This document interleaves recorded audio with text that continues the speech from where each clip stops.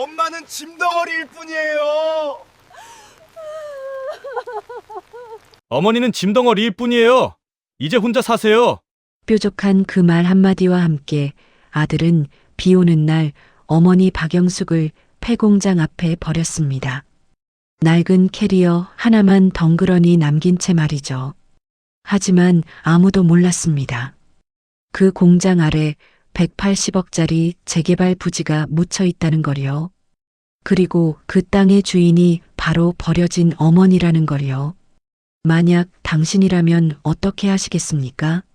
당신을 버린 자식이 돈 소식을 듣고 무릎 꿇고 돌아온다면요. 용서하시겠습니까? 아니면 등을 돌리시겠습니까? 버려진 어머니는 어떤 선택을 했을까요? 오늘의 이야기는 여기서부터 시작됩니다. 사연이 시작되기 전 어디에서 이야기를 듣고 계신지 댓글로 남겨주세요. 언제나 구독자분들께 행복이 찾아가기를 바라겠습니다. 그럼 시작하겠습니다. 박영숙은 69이었습니다. 평생을 남 앞에 굽실대며 살았던 세월이었어요. 남편이 세상을 떠난 뒤 혼자서 새 아이를 키워낸 시간들이었습니다. 새벽 4시면 일어나 식당 일을 하고 저녁엔 세탁소에서 다림질을 했어요. 손등은 화상 자국으로 얼룩졌고 허리는 이미 오래전에 망가져 있었습니다. 큰아들 도연이가 결혼식을 올리던 날이었습니다. 하얀 턱시도를 입고 웃고 있는 아들의 모습을 보면서 박영숙은 처음으로 생각했어요. 이제 좀 쉬어도 되겠구나. 내 역할은 여기까지인가 보다. 그렇게 믿었습니다. 아들이 행복하면 그것으로 충분하다고 스스로를 달랬어요. 하지만 세월은 가혹했습니다. 몸이 아프기 시작한 건 그로부터 3년 뒤였어요. 무릎이 먼저 망가졌습니다. 계단을 오르내릴 때마다 뼈가 갈리는 듯한 통증이 밀려왔어요. 병원에서는 인공관절 수술을 권했지만 비용이 만만치 않았습니다. 1,000만 원이 넘는 돈이었어요. 아들에게 전화를 걸었을 때 목소리는 떨리고 있었습니다. 평생 자식에게 손 벌린 적 없던 박영숙이었지만 이번만큼은 어쩔 수 없었어요. 도연아, 엄마가 수술을 좀 해야 할 것 같아. 전화 너머로 한숨 소리가 들렸습니다. 길고 무거운 한숨이었어요. 며느리 지영의 목소리가 배경에서 뭐라고 속삭이는 게 들렸습니다. 아들은 잠시 침묵하더니 말했어요.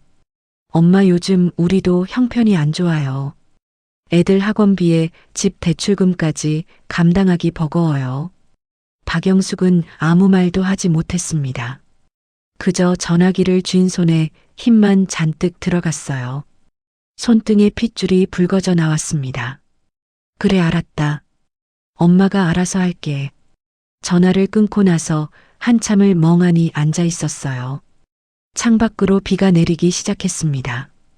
여름날의 소나기였어요. 빗줄기가 창문을 두드리는 소리가 마치 누군가 울고 있는 것처럼 들렸습니다. 그로부터 몇 달이 흘렀습니다. 수술은 포기했어요. 대신 진통제로 버텼습니다. 하루에 3번씩 삼키는 알약들이 전부였어요. 통증은 점점 심해졌지만 참았습니다. 평생을 참으며 살아온 사람이었으니까요. 어느 날 아들이 찾아왔습니다. 며느리와 함께였어요. 얼굴에는 어색한 미소가 걸려 있었지만 눈빛은 차가웠습니다. 거실에 앉아 한참을 말없이 있다가 도연이가 입을 열었어요. 엄마, 우리가 좋은 곳을 알아봤어요.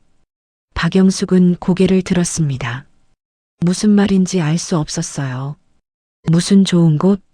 며느리 지영이 가방에서 팸플릿을 꺼냈습니다. 요양원 안내 책자였어요. 표지에는 깨끗한 정원과 웃고 있는 노인들의 사진이 있었습니다. 하지만 그건 거짓말처럼 보였어요. 엄마 혼자 계시기 힘드시잖아요. 여기 가시면 간호사들도 있고 식사도 다 챙겨주고 그래요. 박영숙의 손이 떨리기 시작했습니다. 무릎 위에 올려놓은 두 손이 부들부들 떨렸어요. 입술도 함께 떨렸습니다. 나를 보내려고? 아들은 대답하지 못했습니다. 고개만 숙이고 있었어요. 며느리가 대신 말했습니다. 어머님, 우리도 힘들어요. 병원비에 약값에 이것저것 다 감당이 안 돼요. 요양원이 더 나을 거예요. 그날 밤 박영숙은 잠을 이루지 못했습니다. 천장만 바라보며 누워 있었어요. 눈물이 흘러내렸지만 닦지 않았습니다. 그냥 뺨을 타고 베개를 적셨어요. 가슴이 찢어지는 것 같았습니다. 평생을 자식을 위해 살았는데 결국 이렇게 버려지는구나. 그 생각만 머릿속을 맴돌았어요. 일주일 뒤였습니다. 아들이 다시 왔어요. 이번엔 차를 가지고 왔습니다. 트렁크를 열고 말했어요. 엄마 짐 좀 싸세요. 박영숙은 묻지 않았습니다. 무슨 말을 해도 소용없다는 걸 알았어요. 낡은 캐리어 하나에 옷가지 몇 벌과 낡은 앨범 한 권을 넣었습니다. 그게 전부였어요. 69회를 살아온 흔적이 고작 캐리어 하나에 담겼습니다. 차에 올랐을 때 하늘은 흐렸습니다. 금방이라도 비가 쏟아질 것 같았어요. 아들은 운전대를 잡고 한마디도 하지 않았습니다. 며느리는 조수석에서 휴대폰만 만지작거렸어요. 뒷좌석에 앉은 박영숙은 창밖만 바라봤습니다. 도시를 벗어나 외곽으로 접어들었어요. 점점 건물들이 사라지고 허허 벌판이 펼쳐졌습니다. 공장지대였어요. 낡고 녹슨 철제 건물들이 줄지어 서 있었습니다. 폐허 같은 풍경이었어요. 차가 멈췄습니다. 한적한 공장 앞이었어요. 간판도 없는 낡은 건물이었습니다. 페인트가 벗겨지고 유리창은 깨져 있었어요. 아들이 차에서 내려 트렁크를 열었습니다. 엄마, 여기서 잠깐만 기다리세요. 박영숙은 이해할 수 없었습니다. 무슨 말인지 알 수가 없었어요. 여기가 어딘데? 아들은 대답하지 않았습니다. 캐리어를 공장 앞에 내려놓고 돌아섰어요. 며느리는 차 안에서 고개도 돌리지 않았습니다. 그때 비가 내리기 시작했어요. 빗방울이 하나둘 떨어지더니 순식간에 쏟아져 내렸습니다. 도연아, 이게 무슨 짓이야? 나를 여기 두고 가려는 거야? 아들이 차 문을 열며 마지막으로 말했습니다. 엄마, 여기가 요양원보다 나아요. 공기도 좋고 조용하잖아요. 차 문이 닫혔습니다. 시동이 걸렸어요. 엔진 소리가 점점 멀어졌습니다. 박영숙은 그 자리에 멍하니 서 있었어요. 빗물이 온몸을 적셔 내렸습니다. 머리카락이 축축하게 얼굴에 달라붙었어요. 캐리어를 잡은 손에서 힘이 빠져나갔습니다. 손잡이가 미끄러져 바닥에 떨어졌어요. 철컹거리는 소리가 정막을 깼습니다. 무릎이 꺾였어요. 그대로 주저앉았습니다. 빗물 고인 바닥에 무릎을 꿇었어요. 목구멍에서 비명이 올라왔지만 소리는 나오지 않았습니다. 입만 벌린 채 고개를 떨구었어요. 눈물인지 빗물인지 알 수 없는 것들이 뺨을 타고 흘러내렸습니다. 온몸이 떨렸어요. 추위 때문인지 절망 때문인지 알 수 없었습니다. 얼마나 그렇게 있었을까요? 정신을 차렸을 때 몸은 이미 흠뻑 젖어 있었어요. 비는 여전히 퍼붓고 있었습니다.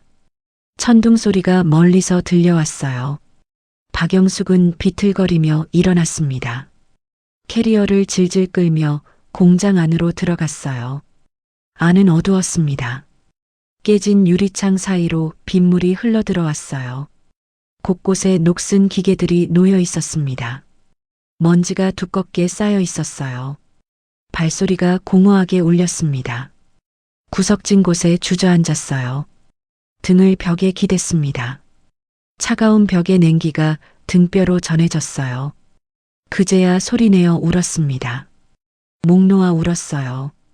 누구도 듣지 않는 곳에서 마음껏 울었습니다. 평생을 살아온 게 대체 뭐였을까요? 자식을 위해 굶고 아파하며 버텨온 세월이 무슨 의미였을까요? 결국 이렇게 버려질 인생이었다면 그 모든 고통이 무슨 소용이었을까요? 답은 없었습니다.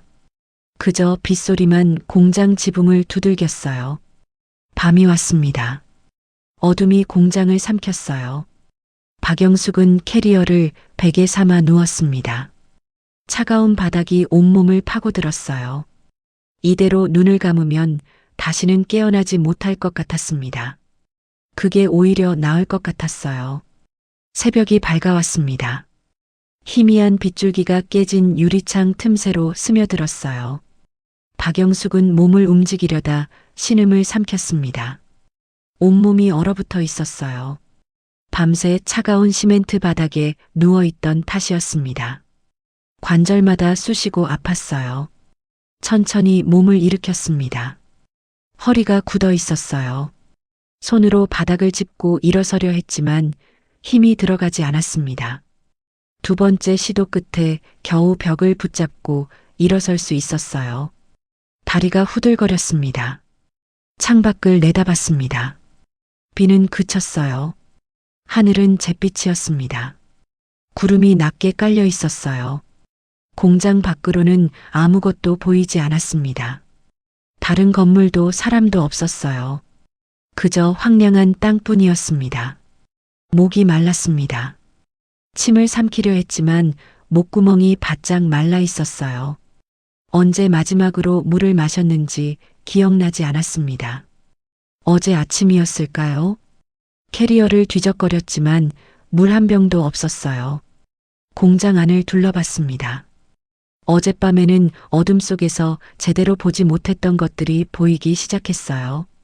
녹슨 기계들이 곳곳에 놓여 있었습니다. 오래전에 멈춰선 컨베이어 벨트가 있었어요.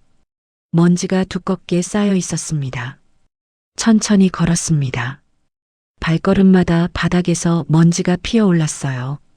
숨을 쉴 때마다 목구멍이 따끔거렸습니다.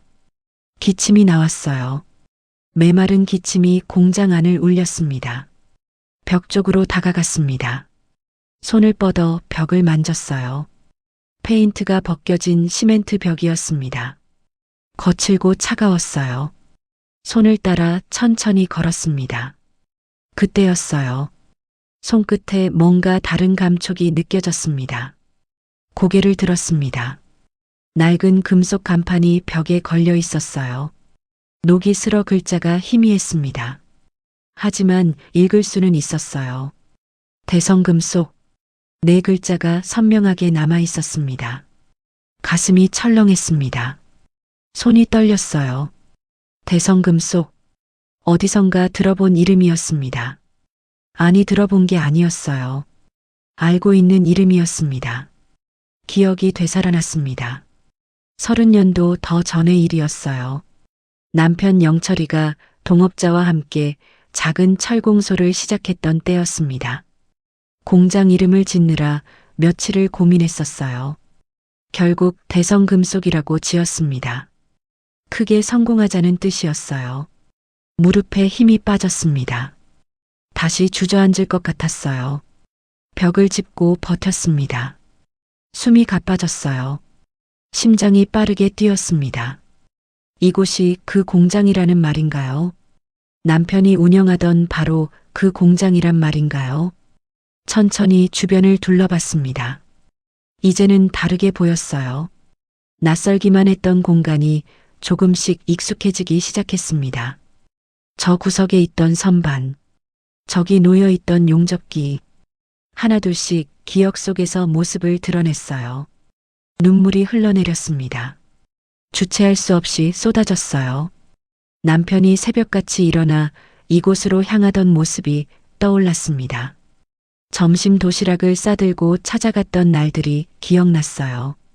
땀을 뻘뻘 흘리며 철판을 자르던 남편의 뒷모습이 눈앞에 선했습니다. 벽을 따라 천천히 걸었습니다. 구석진 곳에 낡은 철제 선반이 있었어요. 녹이 슬어 부서질 것 같았습니다. 선반 밑을 들여다봤어요. 어둑한 공간이었습니다. 무언가 보였습니다. 갈색 봉투였어요. 먼지가 두껍게 쌓여 있었습니다. 손을 뻗어 꺼냈어요. 봉투가 눅눅했습니다. 오랜 세월 동안 습기를 머금고 있었던 거예요. 떨리는 손으로 봉투를 열었습니다. 안에는 서류들이 들어 있었어요. 종이가 누렇게 변색되어 있었습니다. 한 장씩 꺼내 펼쳤어요. 글자들이 흐릿했습니다. 눈을 가늘게 뜨고 읽었어요. 등기권리증이었습니다. 부동산 등기부등본이었어요. 첫 장을 넘겼습니다. 두 번째 장에 소유자란이 보였어요. 거기에 적힌 이름을 보는 순간 숨이 멎었습니다. 부지 소유자 박영숙. 자기 이름이었습니다. 분명히 자기 이름이었어요. 손가락으로 글자를 짚었습니다. 박영숙. 세 글자가 또렷했어요. 오래된 서류였지만 이름만큼은 선명하게 남아 있었습니다. 서류가 손에서 미끄러져 떨어졌습니다. 바닥에 펼쳐졌어요. 박영숙은 그 자리에 무릎을 꿇었습니다. 두 손으로 얼굴을 감쌌어요. 온몸이 떨렸습니다. 기억이 쏟아져 들어왔습니다. 남편이 했던 말이 떠올랐어요. 공장을 시작할 때였습니다. 동업자가 건물을 짓겠다고 했어요. 하지만 땅은 따로 남겨두자고 했습니다. 혹시 모를 일에 대비해서요. 영수가 이 땅은 내 이름으로 해두자. 무슨 일이 생겨도 우리 가족은 지킬 수 있게. 그때 남편의 목소리가 들리는 것 같았습니다. 따뜻하고 다정했던 목소리였어요. 박영숙은 고개를 들었습니다. 눈물로 범벅이 된 얼굴로 천장을 바라봤어요. 남편이 세상을 떠난 뒤 모든 게 뒤죽박죽이 되었습니다. 동업자가 사라졌어요. 빚만 남았습니다. 공장은 문을 닫았어요. 박영숙은 그저 살아남는 것에만 급급했습니다. 아이들을 먹이고 입히는 게 전부였어요. 이 땅이 자기 명의로 남아있다는 사실조차 잊고 살았습니다. 그런데 지금 이곳에 있었습니다.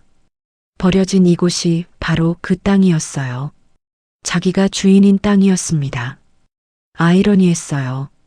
자식들에게 버려진 바로 그 장소가 사실은 자기 것이었다니요. 웃음이 나왔습니다. 처음엔 작은 웃음이었어요. 점점 커졌습니다. 결국 웃음은 울음으로 바뀌었어요. 목 놓아 울었습니다. 슬픔인지 기쁨인지 분노인지 알 수 없는 감정이 터져나왔어요. 한참을 그렇게 울었습니다. 눈물이 다 마를 때까지 울었어요. 몸에 힘이 하나도 남지 않았습니다. 바닥에 그대로 드러누웠어요. 등기권리증을 가슴에 꼭 안았습니다. 햇빛이 조금씩 들어오기 시작했습니다. 구름이 걷히고 있었어요. 창문 틈으로 들어온 빛이 먼지를 비쳤습니다. 먼지가 공중에서 춤을 췄어요. 반짝이며 떠다녔습니다. 박영숙은 천천히 몸을 일으켰습니다. 서류를 다시 주워 담았어요. 조심스럽게 봉투에 넣었습니다. 그리고 가슴에 꼭 안았어요. 여보, 당신이 남겨준 거였구나. 혼잣말이 공장 안을 맴돌았습니다. 메아리가 되어 돌아왔어요. 박영숙은 간판을 다시 바라봤습니다. 대성금 속. 이제는 낯설지 않았어요.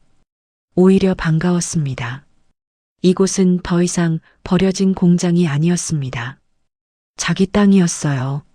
자기 이름으로 남아있는 유일한 것이었습니다. 평생을 자식을 위해 살았지만 정작 자기 이름으로 남은 건 이것뿐이었어요. 창밖을 바라봤습니다. 하늘이 조금씩 맑아지고 있었어요. 구름 사이로 햇살이 비쳤습니다. 따뜻한 빛이었어요. 오랜만에 느껴보는 온기였습니다. 해가 저물어 갔습니다. 공장 안은 다시 어둠이 내려앉기 시작했어요. 박영숙은 창가에 앉아 있었습니다. 등기권리증을 무릎 위에 올려놓고 멍하니 바라보고 있었어요. 종이가 낡아 구겨질까봐 조심스럽게 만졌습니다. 배가 고팠습니다. 아침부터 아무것도 먹지 못했어요. 물도 마시지 못했습니다. 입술이 바짝 말라 있었어요. 갈라진 입술에서 피가 배어 나왔습니다. 혀로 하닫지만 쓴맛만 느껴졌어요. 어떻게 해야 할지 알 수 없었습니다. 이 서류를 들고 어디로 가야 할까요? 누구에게 보여줘야 할까요? 아무것도 정해진 게 없었어요. 그저 자기 땅이라는 사실만 알았을 뿐이었습니다. 휴대폰을 꺼냈습니다. 배터리가 거의 다 닳아 있었어요. 빨간 불이 깜빡거렸습니다. 전화번호부를 열었어요. 아들의 이름이 맨 위에 있었습니다. 손가락이 화면 위에서 머뭇거렸어요. 전화를 걸까요? 아니면 말까요? 아들에게 말하면 어떻게 될까요? 돌아와 줄까요? 아니면 또다시 외면할까요? 생각이 꼬리를 물었습니다. 결국 휴대폰을 주머니에 도로 넣었어요. 밖에서 소리가 들렸습니다. 엔진 소리였어요. 차가 가까워지는 소리였습니다. 박영숙은 몸을 움츠렸어요. 심장이 빠르게 뛰었습니다. 누가 오는 걸까요? 혹시 아들이 돌아온 걸까요? 차가 멈췄습니다. 문이 열리는 소리가 들렸어요. 발소리가 가까워졌습니다. 젊은 남자의 발걸음 소리였어요. 경쾌하고 빨랐습니다. 공장 입구에 누군가 나타났습니다. 손전등을 들고 있었어요. 불빛이 안을 비췄습니다. 박영숙은 눈을 가렸어요. 너무 밝았습니다. 청년이 놀란 듯 멈춰 섰습니다. 손전등을 아래로 내렸어요. 박영숙의 얼굴이 어둠 속에서 드러났습니다. 청년은 조심스럽게 다가왔어요. 30살쯤 되어 보이는 남자였습니다. 작업복을 입고 있었어요. 얼굴에는 놀람과 걱정이 섞여 있었습니다. 박영숙을 바라보는 눈빛이 따뜻했어요. 어르신 여기서 뭐 하세요? 이 건물 위험한데요. 청년의 목소리는 부드러웠습니다. 경계하는 기색이 없었어요. 진심으로 걱정하는 것 같았습니다. 박영숙은 대답하지 못했습니다. 무슨 말을 해야 할지 몰랐어요.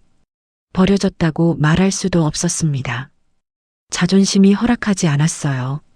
청년이 주변을 둘러봤습니다. 낡은 캐리어와 축축한 옷가지들이 보였어요. 어젯밤 비를 맞은 흔적이 역력했습니다. 청년의 얼굴이 어두워졌어요. 혹시 여기서 주무신 거예요? 박영숙은 고개를 끄덕였습니다. 부끄러웠지만 숨길 수 없었어요. 청년은 잠시 망설이더니 밖으로 나갔습니다. 곧 돌아왔어요. 손에 무언가를 들고 있었습니다. 보온병이었습니다.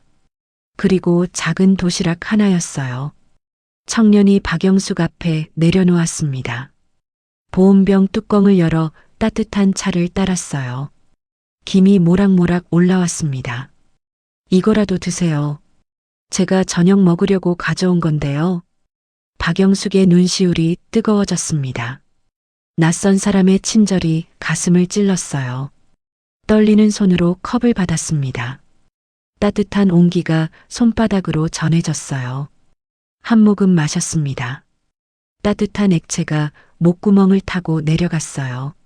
메말랐던 입안이 적셔졌습니다. 눈물이 흘러내렸어요. 참으려 했지만 멈출 수 없었습니다. 청년은 아무 말 없이 기다렸습니다. 재촉하지 않았어요. 그저 옆에 앉아 함께 있어 주었습니다. 그 침묵이 위로가 되었어요. 한참 뒤 박영숙이 입을 열었습니다. 목소리가 갈라져 있었어요. 고맙습니다. 젊은이. 청년이 웃었습니다. 환한 미소였어요. 저는 윤태민이라고 해요. 근처 작은 공장에서 일하고 있어요. 박영숙은 고개를 끄덕였습니다. 태민이라는 이름이 마음에 와닿았어요. 착한 청년 같았습니다. 태민이 주변을 둘러보며 말했습니다. 목소리에 안타까움이 묻어났어요. 여기 오래 비어있던 곳인데 어르신은 어떻게 여기 계신 거예요? 박영숙은 잠시 망설였습니다. 진실을 말해야 할까요? 아니면 거짓말을 해야 할까요? 결국 침묵으로 대답을 대신했어요. 태민은 더 이상 묻지 않았습니다. 대신 다른 이야기를 꺼냈어요. 제가 이 근처에서 일한 지 한 달쯤 됐는데요. 작은 스타트업 회사예요. 로봇 센서 개발하는 곳이죠. 박영숙은 조용히 들었습니다. 젊은이의 이야기가 생경했어요. 하지만 듣기 좋았습니다. 태민이 계속 말했습니다. 목소리가 조금 어두워졌어요. 근데 이 일대가 곧 재개발된대요. 다음 달이면 저희도 나가야 해요. 박영숙의 귀가 번쩍 뜨였습니다. 재개발. 그 단어가 가슴을 쿵쿵 두드렸어요. 재개발이요? 박영숙의 목소리에 긴장감이 묻어났습니다. 태민은 고개를 끄덕였어요. 내 산업단지가 들어온대요. 이 일대 공장들 다 철거하고 새로 짓는다고 하더라고요. 박영숙의 손이 떨렸습니다. 차를 담은 컵이 흔들렸어요. 재개발, 산업단지, 그 말들이 머릿속을 채웠습니다. 그럼 여기도 철거되나요? 태민이 주변을 둘러봤습니다. 낡은 공장을 바라보는 눈빛이었어요. 아마 그럴 거예요. 이 구역 전체가 개발 대상이라던데요. 박영숙은 숨을 깊이 들이마셨습니다. 가슴이 두근거렸어요. 떨렸습니다. 두려움인지 기대인지 알 수 없는 감정이 밀려왔어요. 태민이 도시락을 박영숙 앞으로 밀었습니다. 김밥이 들어 있었어요. 드세요. 많이 힘드셨을 것 같은데요. 박영숙은 도시락을 받았습니다. 감사함이 목을 막았어요. 말이 나오지 않았습니다. 그저 고개만 숙였어요. 태민이 일어섰습니다. 가야 할 시간이었던 거예요. 제가 매일 저녁 이 근처에서 작업해요. 내일도 올 테니까 혹시 필요한 거 있으면 말씀하세요. 아, 그리고 제가 현금이 별로 없지만 지갑에 있는 현금을 드릴게요. 이걸로 내일 끼니도 해결하시고 오늘은 근처 따뜻한 숙소 구해드릴게요. 거기서 주무세요. 박영숙은 고개를 들었습니다. 태민의 얼굴을 똑바로 바라봤어요. 진심이 보였습니다. 거짓이 없는 눈빛이었어요. 정말 고맙습니다. 그 이후로 태민과 영숙은 한참을 따뜻하고 진심 어린 대화를 나누었어요. 대화가 끝난 후 태민의 차를 타고 근처의 따뜻한 숙소로 이동했어요. 태민이 일하면서 많이 묵었던 숙소라고 했습니다. 박영숙은 혼자 남았습니다. 손에는 따뜻한 차가 있었어요. 앞에는 김밥이 있었습니다. 그리고 머릿속에는 희망이 자라나고 있었어요. 재개발. 그 단어가 계속 맴돌았습니다. 자기 땅이 재개발 구역에 포함되어 있다면 어떻게 될까요? 보상금을 받을 수 있을까요? 새로운 삶을 시작할 수 있을까요? 김밥을 한 입 베어 물었습니다. 밥알이 입안에서 씹혔어요. 오랜만에 느끼는 음식의 맛이었습니다. 눈물이 또 흘러내렸어요. 이번에는 슬픔이 아니었습니다. 희망의 눈물이었어요. 창밖으로 밤하늘을 바라봤습니다. 구름이 걷히고 별들이 보이기 시작했어요. 반짝이는 별빛이 아름다웠습니다. 오랜만에 느끼는 평화였어요. 등기권리증을 다시 꺼냈습니다. 어둠 속에서도 자기 이름이 보이는 것 같았어요. 박영숙. 그 이름이 이제는 다르게 느껴졌습니다. 버려진 노인의 이름이 아니었어요. 땅 주인의 이름이었습니다. 희미한 희망이 가슴속에서 불을 밝혔습니다. 작은 불씨였지만 꺼지지 않았어요. 오히려 점점 커지는 것 같았습니다. 내일은 어떻게 될까요? 이 희망은 현실이 될 수 있을까요? 박영숙은 이불을 둘러쓰고 벽에 기댔습니다. 오늘 밤은 어제와 달랐어요. 절망만 가득했던 어제와는 다른 밤이었습니다. 희망이 있는 밤이었어요. 눈을 감았습니다. 남편의 얼굴이 떠올랐어요. 따뜻하게 웃고 있었습니다. 마치 말하는 것 같았어요. 잘하고 있다고, 포기하지 말라고. 새벽 5시였습니다. 박영숙은 잠에서 깼어요. 온몸이 뻐근했습니다. 하지만 어제와는 달랐어요.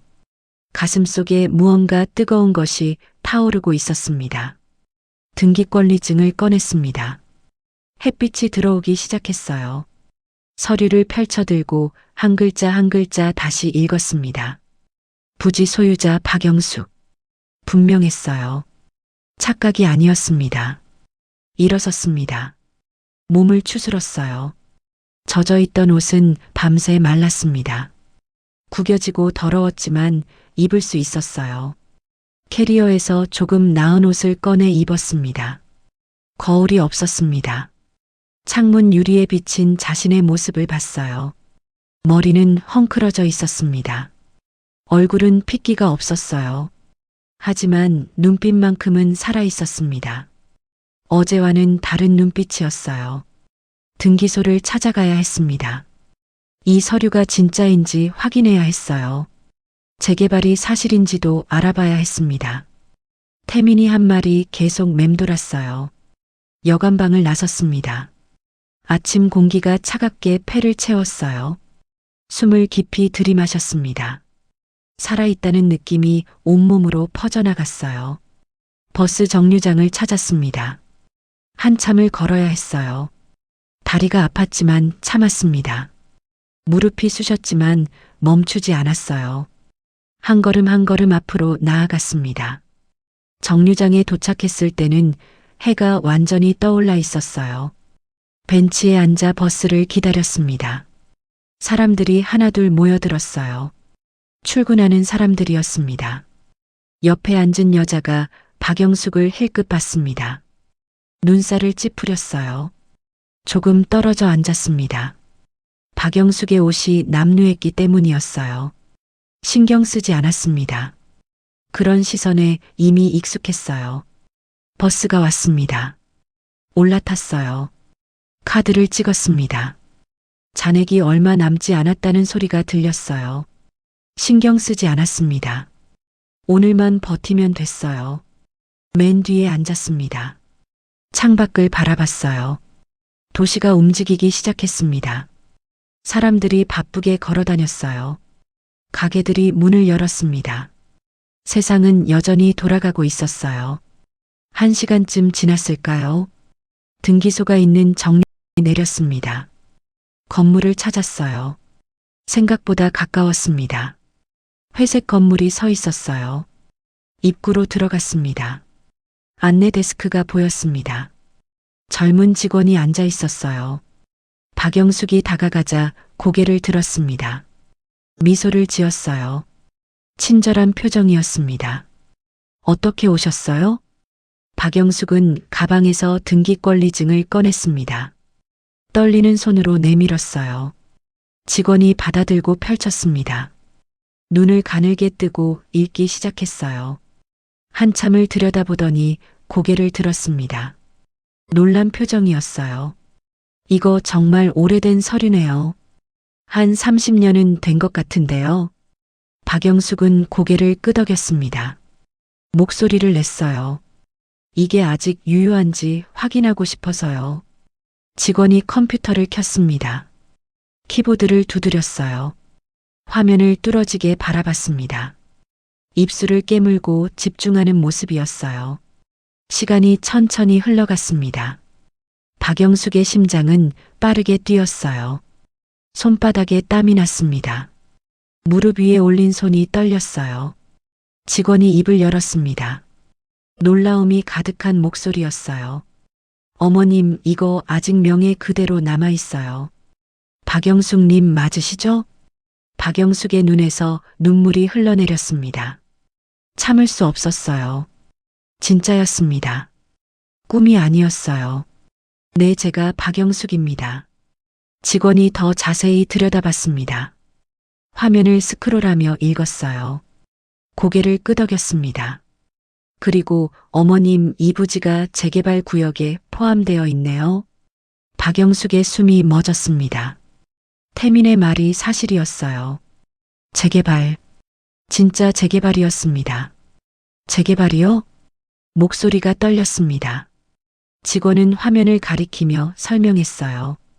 이 일대가 전부 산업단지로 개발된대요. 작년에 확정됐어요. 올해 안에 보상금 지급이 시작될 거예요. 박영숙은 의자를 잡고 앉았습니다. 다리에 힘이 풀렸어요. 숨을 쉴 수가 없었습니다. 직원이 계산기를 꺼냈습니다. 숫자를 두드리기 시작했어요. 입술을 움직이며 계산했습니다. 한참을 계산하더니 고개를 들었어요. 어머님, 땅이 600평 정도 되는데요. 지금 이 지역 평당 시세가 한 7천만 원쯤 해요. 박영숙은 숨을 삼켰습니다. 7천만 원. 평당 7천만 원이라고요. 직원이 계속 말했습니다. 목소리에 놀라움이 섞여 있었어요. 그러면 대략 계산해도 한 180억 원쯤 될 것 같아요. 180억? 그 숫자가 귓속으로 들어왔습니다. 머릿속이 하얘졌어요. 아무 생각도 나지 않았습니다. 그저 그 숫자만 맴돌았어요. 180억이요? 박영숙의 목소리는 떨렸습니다. 믿을 수 없었어요. 그런 돈이 세상에 존재한다는 게 실감나지 않았습니다. 직원이 고개를 끄덕였습니다. 진지한 표정이었어요. 네, 물론 세금이랑 이것저것 빼면 좀 줄긴 하겠지만요. 그래도 실수령액이 100억은 훨씬 넘을 거예요. 박영숙은 두 손으로 얼굴을 감쌌습니다. 울음이 터져 나왔어요. 소리내어 울었습니다. 등기소 안에서 목 놓아 울었어요. 직원이 당황했습니다. 휴지를 건넸어요. 박영숙은 받아들고 눈물을 닦았습니다. 하지만 눈물은 계속 흘러내렸어요. 평생을 가난하게 살았습니다. 하루하루 근근히 버텼어요. 남의 집 빨래를 빨고 설거지를 했습니다. 손이 부르트도록 일했어요. 아이들을 먹이기 위해 끼니를 거르기 일쑤였습니다. 그렇게 평생을 살았는데 이제 100억이 넘는 돈을 받는다고요. 믿기지 않았습니다. 현실 같지 않았어요. 직원이 조용히 말했습니다. 위로하는 목소리였어요. 어머님, 정말 다행이세요. 이런 경우 많지 않거든요. 오래된 땅이 이렇게 가치가 올라가는 경우요. 박영숙은 고개를 들었습니다. 눈물 범벅인 얼굴로 직원을 바라봤어요. 하늘이 저를 버리지 않으셨나 봐요. 직원이 미소를 지었습니다. 따뜻한 미소였어요. 준비하실 게 좀 있으세요. 재개발 설명회도 참석하셔야 하고요. 보상금 받으려면 서류도 몇 가지 필요해요. 박영숙은 메모했습니다. 직원이 알려주는 대로 적었어요. 손이 떨려 글씨가 삐뚤빼뚤했습니다. 하지만 열심히 적었어요. 한참이 지나서야 등기소를 나왔습니다. 밖은 한낮이었어요. 햇살이 따갑게 내리쬐었습니다. 눈이 부셨어요. 걸었습니다. 어디로 가는지도 모르고 걸었어요. 다리가 저절로 움직였습니다. 공원이 나왔어요. 벤치에 앉았습니다. 하늘을 올려다봤습니다. 구름 한 점 없이 맑았어요. 파란 하늘이 눈부셨습니다. 새들이 날아다녔어요. 남편 생각이 났습니다. 영철이가 땅을 자기 명의로 남겨둔 이유를 이제야 알았어요. 가족을 지키기 위해서였습니다. 무슨 일이 있어도 아내와 아이들이 살아갈 수 있도록요. 그 땅이 30년이 지나 이렇게 큰 재산이 될 줄은 남편도 몰랐을 거예요. 하지만 그 마음만큼은 지금도 생생했습니다. 가족을 사랑했던 그 마음이요. 여보, 고마워요. 당신이 우리를 지켜줬어요. 바람이 불었습니다. 나뭇잎이 흔들렸어요. 마치 대답하는 것 같았습니다. 괜찮다고, 잘했다고, 이제 당신 인생을 살라고. 휴대폰을 꺼냈습니다. 배터리가 거의 없었어요. 마지막으로 한 통화만 할 수 있을 것 같았습니다. 아들의 번호를 눌렀어요. 손가락이 화면 위에서 멈췄습니다. 전화를 걸까요? 이 사실을 말해줄까요? 돌아오라고 할까요? 생각이 복잡했습니다. 결국 전화를 걸지 않았습니다. 휴대폰을 주머니에 넣었어요. 아직은 때가 아닌 것 같았습니다. 조금 더 기다려야 할 것 같았어요. 공원을 나와 다시 걸었습니다. 발걸음이 가벼웠어요. 어제와는 완전히 달랐습니다. 버려진 노인이 아니었어요. 이제는 100억이 넘는 땅을 가진 사람이었습니다. 세상이 달라 보였습니다. 같은 거리였지만 다르게 느껴졌어요. 사람들이 달라 보였습니다. 건물들이 새롭게 보였어요. 작은 식당을 발견했습니다. 들어갔어요. 주인 아주머니가 맞이했습니다. 메뉴판을 건넸어요. 뭐 드릴까요? 박영숙은 메뉴판을 봤습니다. 가장 비싼 정식을 골랐어요. 평생 먹어보지 못했던 메뉴였습니다. 이걸로 주세요. 음식이 나왔습니다. 푸짐했어요. 따뜻한 김이 올라왔습니다. 숟가락을 들었어요. 한 입 떠서 입에 넣었습니다. 눈물이 났습니다. 맛있어서가 아니었어요. 이제는 이런 음식을 먹을 수 있다는 사실 때문이었습니다. 굶지 않아도 된다는 사실 때문이었어요. 천천히 먹었습니다. 한 숟가락 한 숟가락 음미했어요. 살아있다는 걸 느꼈습니다. 다시 시작할 수 있다는 희망을 느꼈어요. 박영숙이 등기소를 다녀온 지 사흘이 지났을 때였습니다. 아들 도연의 동네 슈퍼 앞에서 수군거리는 소리가 들렸어요. 아줌마 2명이 모여서서 떠들고 있었습니다. 그 대성금 속 부지 있잖아. 재개발 확정됐대. 어머 진짜? 거기 땅값 얼마나 올랐어? 평당 7천만 원 넘는데. 거기가 600평이니까 180억은 넘을 거래. 와 거기 정말 똥값이었는데 대성금 속 그 양반은 세상 떠났다고 들었는데 살아생전에 완전 사랑꾼이었잖아. 그 집 부인 명의로 되어 있을걸? 어머, 그럼 여기 언덕 너머에 사시는 박영숙 여사님 아니야? 두 여자는 신이 나서 계속 떠들었어요. 그 소리를 우연히 듣게 된 사람이 있었습니다.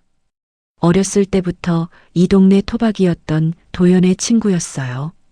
도연이 친구에게도 어머니를 돌보는 게 힘들다. 노인이 힘이 없어서 큰일이다. 이런 이야기를 했었기 때문에 박영숙 여사 한마디에 바로 알아들었어요. 그날 저녁 도연에게 전화가 걸려왔습니다. 친구였어요. 야, 도연아 대성금 속 부지 재개발된다던데. 아줌마들 얘기 들어보니까 땅 주인이 너네 어머니래. 도연은 무슨 말인지 이해하지 못했습니다. 대성금 속이라니요. 처음 듣는 이름이었어요. 무슨 소리야? 무슨 대성금 속? 친구가 설명했습니다. 동네에서 난리가 났다고 했어요. 대성금 속 부지가 재개발 구역에 포함됐다고요.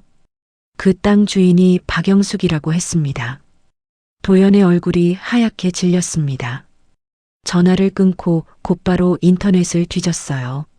재개발 소식이 뉴스에 떠 있었습니다. 대성금 속 부지를 포함한 일대가 산업단지로 개발된다는 내용이었어요. 도연은 급하게 등기부등본을 떼어봤습니다. 손이 떨렸어요. 화면에 소유자 이름이 떴습니다. 박영숙. 어머니 이름이 선명하게 적혀 있었어요. 도연은 주저앉았습니다.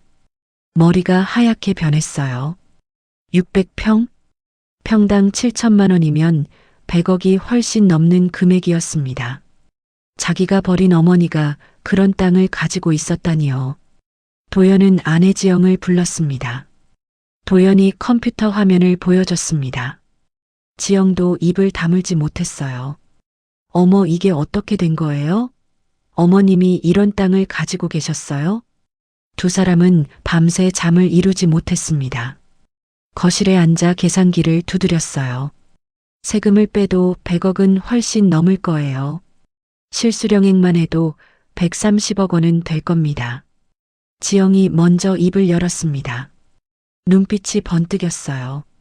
여보, 어머님한테 연락해봐요. 지금이라도 잘하면 되잖아요. 어떻게 연락해? 전화도 충전 못하실 텐데. 도연의 목소리는 초조했습니다. 지영이 생각에 잠겼어요. 한참을 고민하더니 말했습니다. 재개발 설명의 날짜 확인해봐요. 어머님도 그날 꼭 가시겠죠. 거기서 만나요. 도연이 고개를 끄덕였습니다. 그거였어요.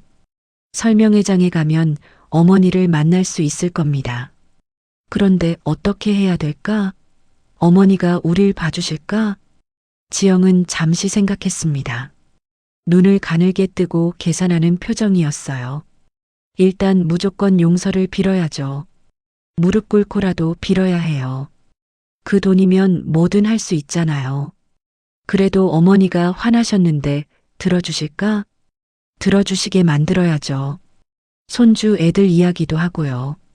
할머니 보고 싶다고 하고요. 그럼 마음이 약해지실 거예요. 도연은 고개를 끄덕였습니다. 지영이 계속 말했어요. 일단 어머님 돈 관리 도와드린다고 해요.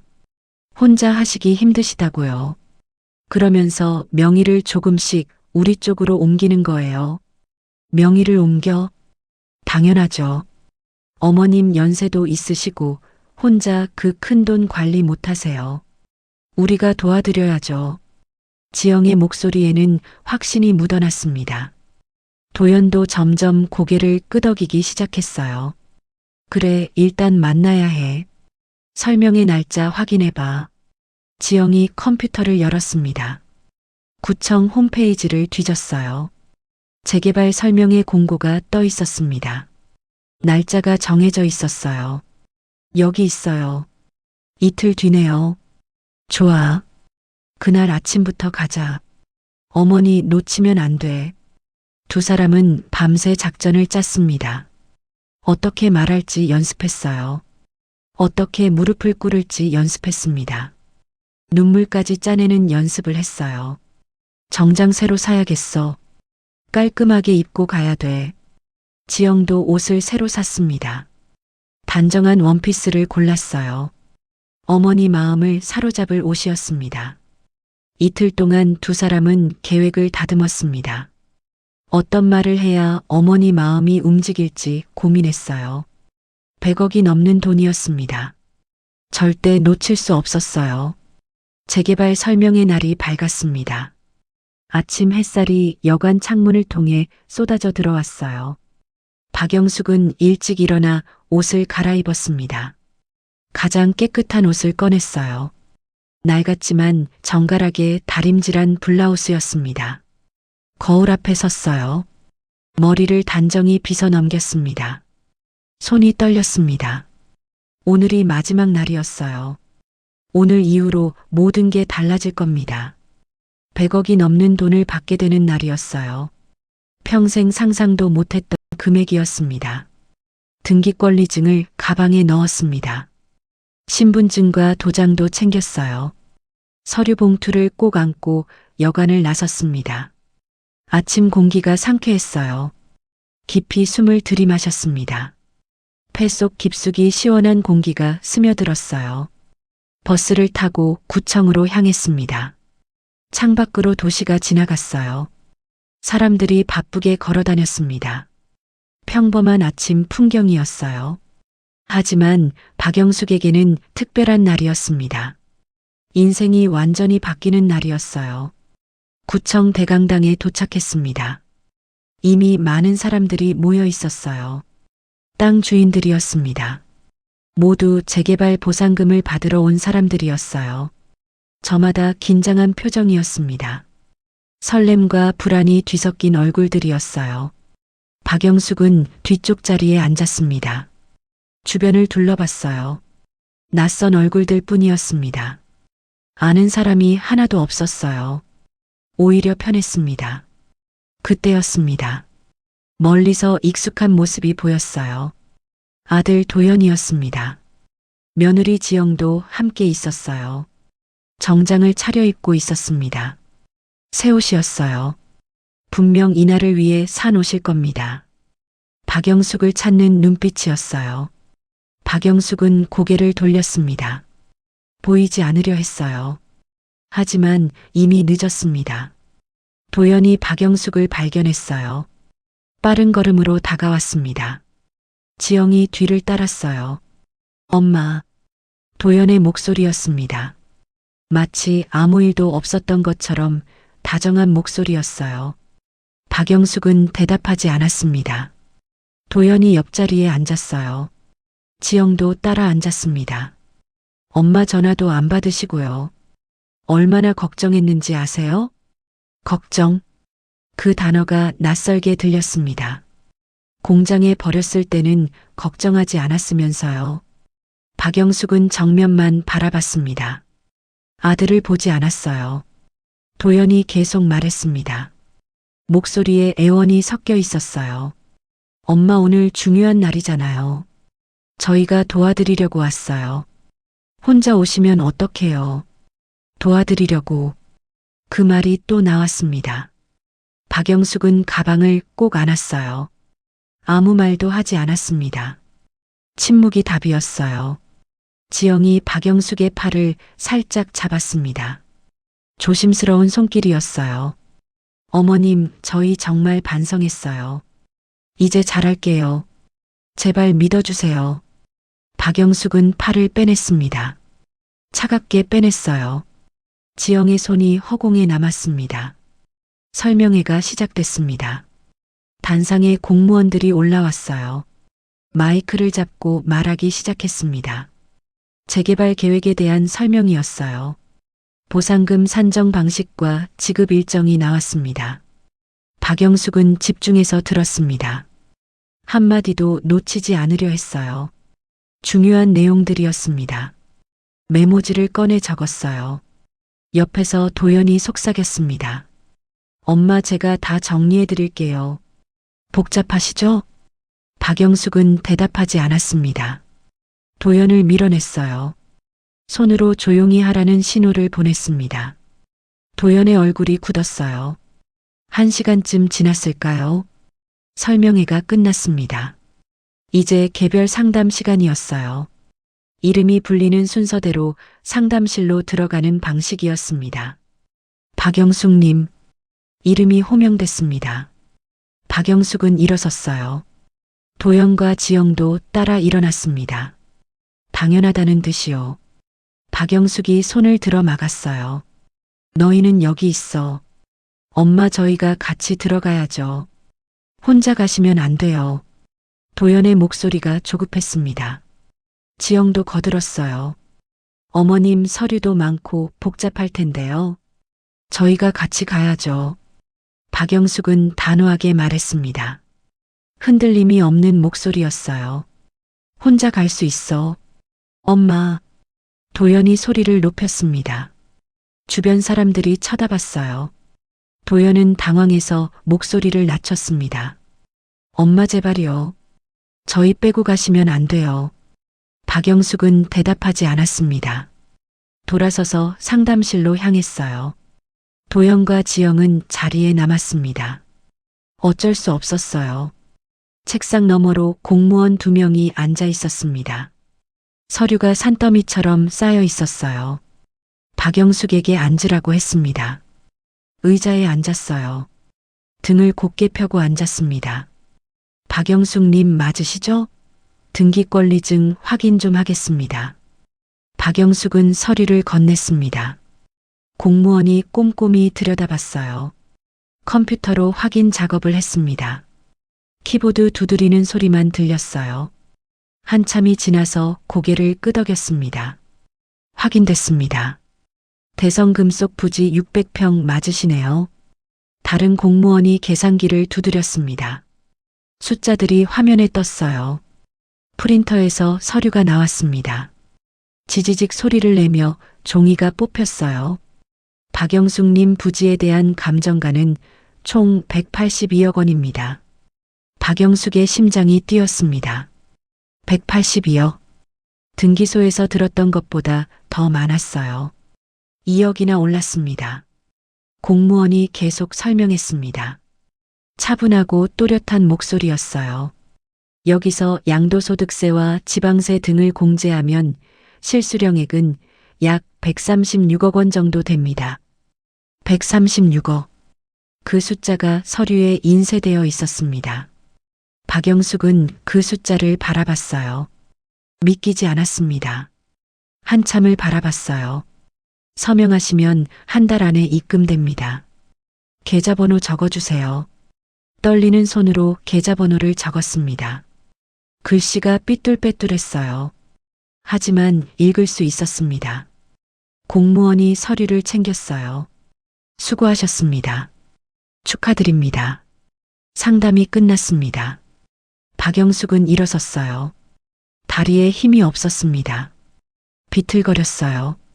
벽을 짚고 중심을 잡았습니다. 심호흡을 했어요. 문을 열고 나왔습니다. 밖에서 도연과 지영이 기다리고 있었습니다. 초조한 표정으로 앉아 있다가 박영숙을 보자마자 달려왔어요. 두 사람 다 눈빛이 달라져 있었습니다. 어머니 박영숙이 나오자 아들 도연은 쪼르르 달려가 굽신거렸어요. 엄마 어떻게 됐어요? 잘 됐어요? 도연이 물었습니다. 목소리가 떨렸어요. 박영숙은 대답하지 않았습니다. 그냥 걸어 나갔어요. 도연이 뒤를 따랐습니다. 지영도 바짝 붙어 따라왔어요. 엄마 금액이 얼마예요? 저희가 알아야 도와드리죠. 박영숙이 걸음을 멈췄습니다. 천천히 돌아섰어요. 아들을 똑바로 바라봤습니다. 차가운 눈빛이었어요. 이제 혼자 살으라며? 도와줄 거 없어.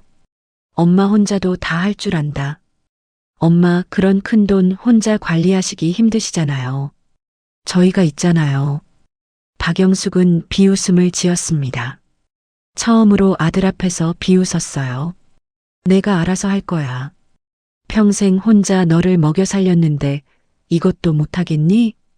도연의 얼굴이 굳었습니다. 지영이 나섰어요. 박영숙의 손을 잡으려 했습니다. 필사적인 모습이었어요.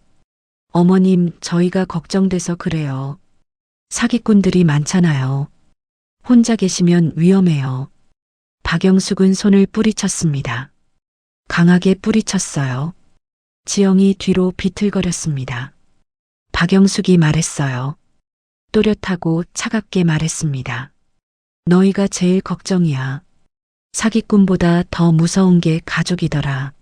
냉정한 말이었습니다. 칼처럼 날카로운 말이었어요. 도연과 지영의 얼굴이 하얗게 질렸습니다. 주변 사람들이 쳐다봤어요. 수군거리는 소리가 들렸습니다.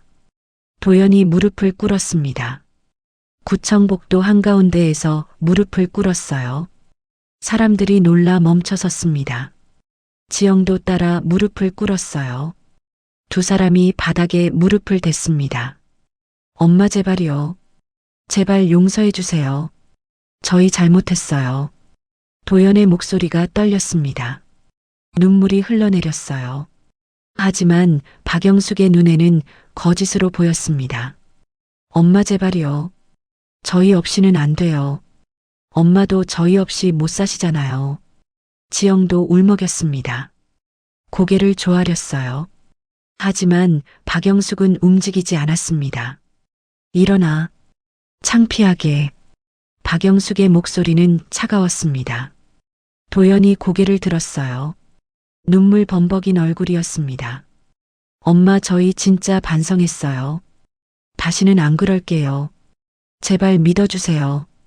믿어? 뭘 믿어? 너희가 날 버렸을 때도 그렇게 말했지. 요양원보다 낫다고. 도연은 대답하지 못했습니다. 지영이 손을 뻗어 박영숙의 옷자락을 잡았어요. 매달렸습니다. 어머님, 저희 정말 잘못했어요. 애들도 할머니 보고 싶어 해요. 민준이도 서연이도요. 손주들 이야기가 나왔습니다. 박영숙의 가슴이 조금 흔들렸어요. 하지만 참았습니다. 이건 아이들 문제가 아니었어요. 애들은 죄가 없지. 하지만 너희는 달라. 박영숙은 옷자락을 뿌리쳤습니다. 지영의 손이 떨어졌어요. 박영숙은 돌아서서 걸어갔습니다. 뒤에서 도연이 소리쳤어요. 엄마, 엄마 제발요. 돌아오세요. 목이 쉰 목소리였습니다. 절규하는 소리였어요. 하지만 박영숙은 멈추지 않았습니다. 한 걸음 한 걸음 앞으로 걸었어요.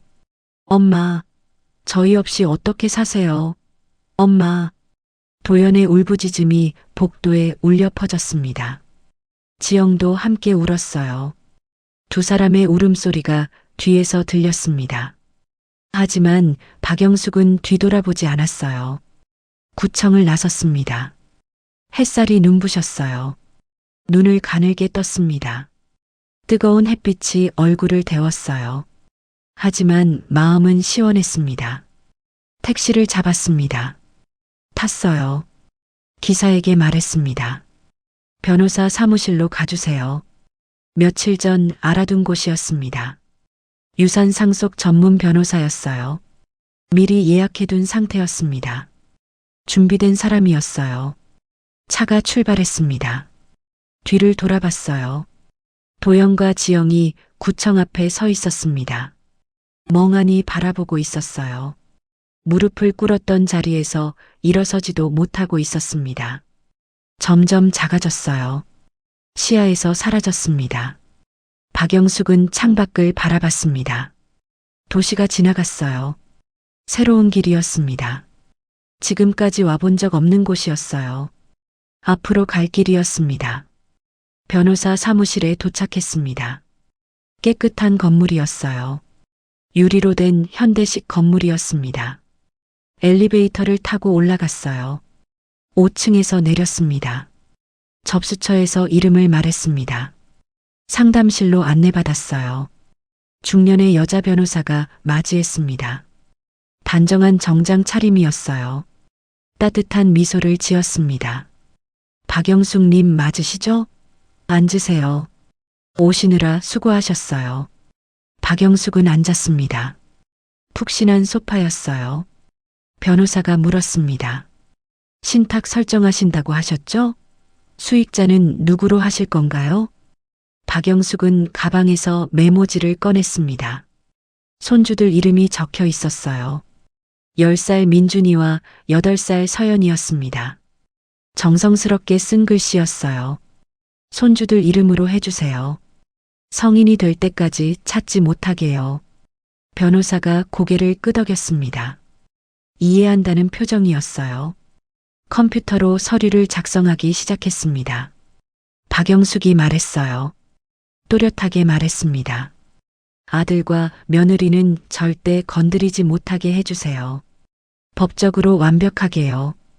변호사는 타이핑하던 손을 멈췄습니다. 박영숙을 바라봤어요. 이해한다는 눈빛이었습니다. 아픔이 느껴지는 눈빛이었어요. 알겠습니다. 철저하게 보호하겠습니다. 어떤 경우에도 접근하지 못하도록 모든 법적 장치를 하겠습니다. 서류 작성이 끝났습니다. 한 장 한 장 설명을 들었어요.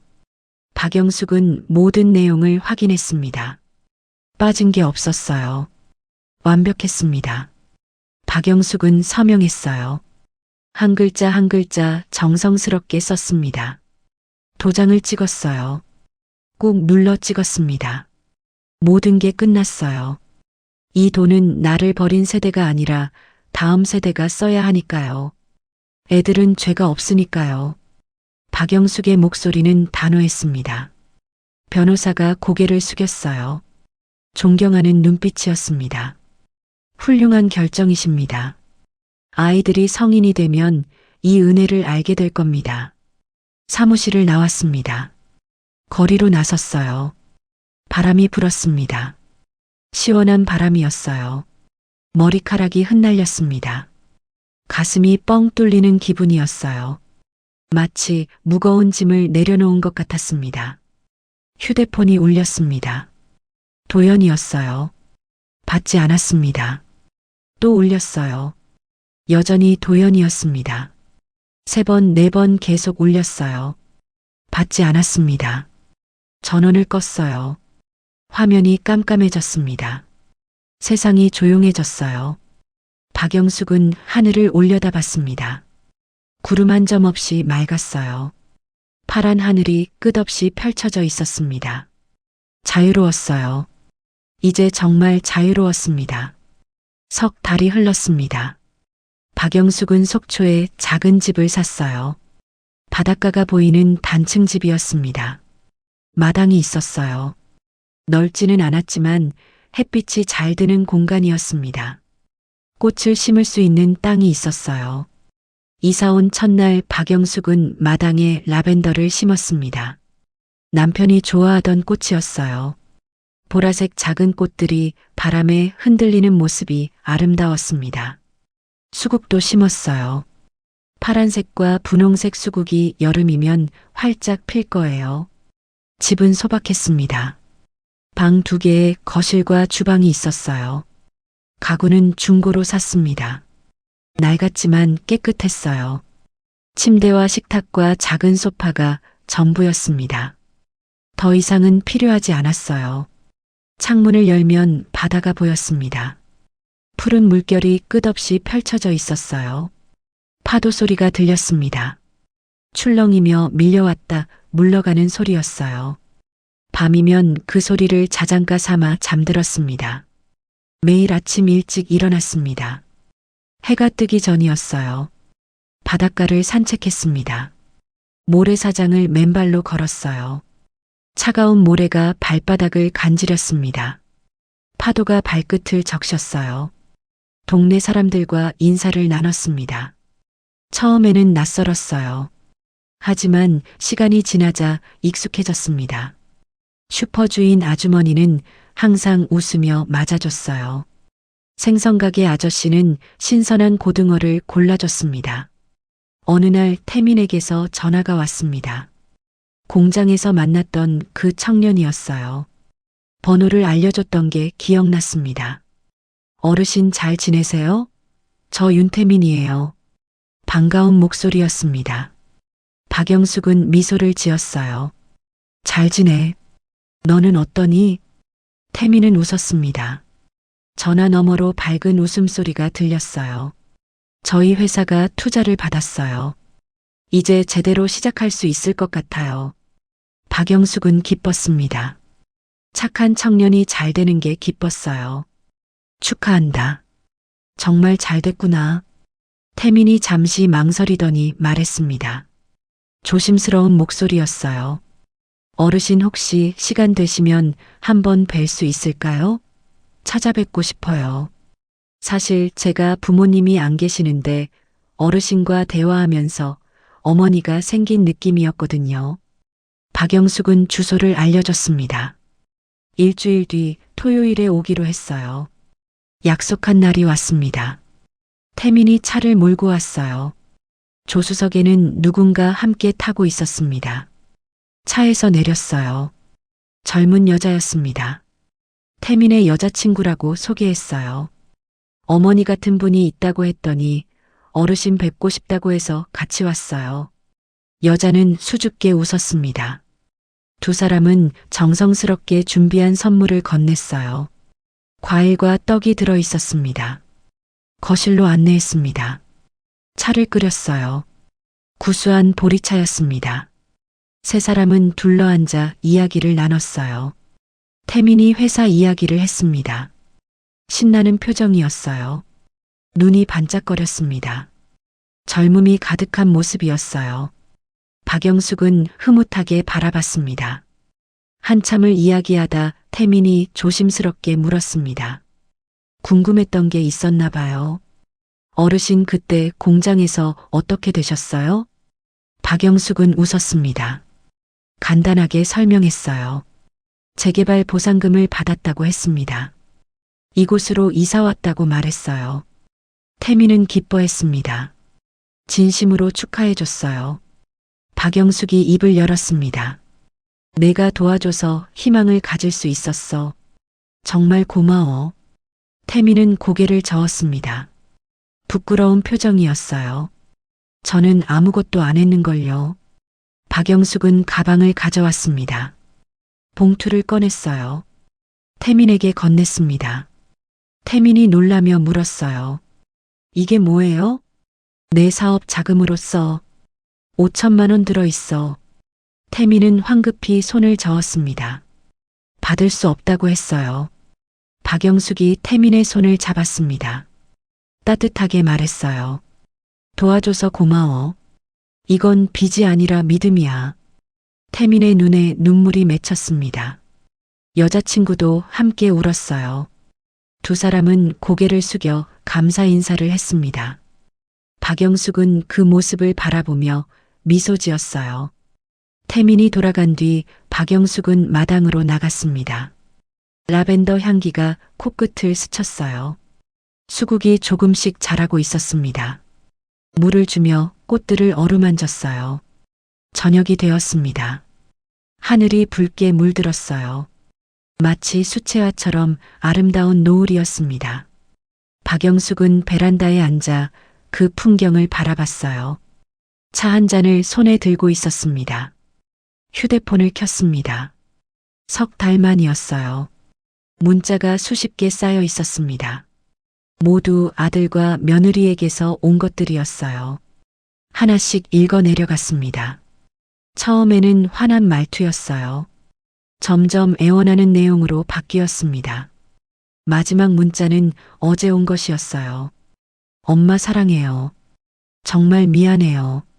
제발 연락 좀 주세요. 박영숙은 한참을 그 문자를 바라봤습니다. 가슴이 아팠어요. 아들이었으니까요. 평생을 품에 안고 키웠던 아들이었습니다. 하지만 답장을 보내지는 않았습니다. 아직은 때가 아니었어요.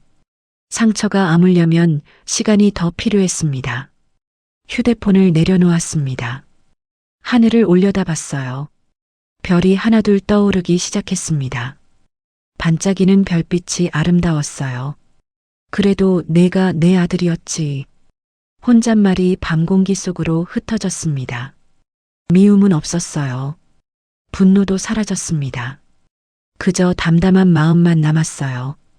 파도 소리가 들렸습니다. 밤의 바다는 낮과 달랐어요. 더 깊고 더 고요했습니다. 그 소리를 들으며 박영숙은 눈을 감았어요. 평생을 남을 위해 살았습니다. 남편을 위해 살았고 자식들을 위해 살았어요. 늘 뒤에 서 있었습니다. 늘 참고 견뎠어요. 자기 자신은 없었습니다. 하지만 이제는 달랐습니다. 박영숙으로 살고 있었어요. 박영숙의 이름으로 집을 샀습니다. 박영숙의 선택으로 돈을 썼어요. 박영숙의 의지로 하루하루를 살아갔습니다. 더 이상 버려진 짐이 아니었습니다. 누군가의 짐이 아니었어요. 자기 이름으로 세상에 남은 당당한 사람이었습니다. 눈을 떴습니다. 바다를 바라봤어요. 달빛이 수면을 비추고 있었습니다. 은빛으로 반짝이는 바다가 끝없이 펼쳐져 있었어요. 일어서서 방으로 들어갔습니다. 책상 서랍을 열었어요. 남편의 사진이 있었습니다. 젊은 시절 사진이었어요. 환하게 웃고 있었습니다. 사진을 쓰다듬었습니다. 마음속으로 말했어요. 여보, 나 이제야 나로 살고 있어. 사진 속 남편은 여전히 웃고 있었습니다. 마치 잘했다고 말하는 것 같았어요. 괜찮다고 위로하는 것 같았습니다. 사진을 제자리에 놓았습니다. 침대에 누웠어요. 포근한 이불을 덮었습니다. 파도 소리가 자장가처럼 들려왔어요. 내일은 또 어떤 하루가 될까요? 아침에 일어나 바닷가를 걸을 겁니다. 마당에 물을 주고 꽃을 돌볼 거예요. 점심에는 동네 식당에 가서 밥을 먹을 겁니다. 저녁에는 또 이렇게 바다를 바라볼 거예요. 평범한 하루였습니다. 특별할 것 없는 일상이었어요. 하지만 박영숙에게는 그 평범함이 가장 소중했습니다. 자기 의지로 선택한 하루하루였으니까요. 잠이 왔습니다. 편안한 잠이었어요. 악몽이 없었습니다. 두려움이 없었어요. 그저 고요하고 평화로운 잠이었습니다.